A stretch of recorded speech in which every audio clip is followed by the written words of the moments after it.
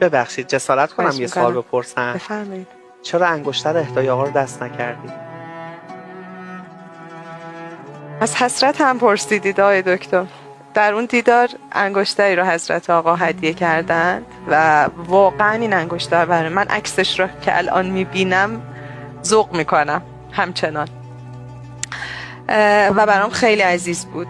عمدن هم جایی گذاشته بودم که روزانه ببینم. در یک برنامه چند سال بعدش در یک برنامه تلویزیونی در ماه مبارک رمضان از من سوال شد که در مسیر کار خیر حاضری از عزیزترین داشته ها عبور کنی؟ من گفتم بله.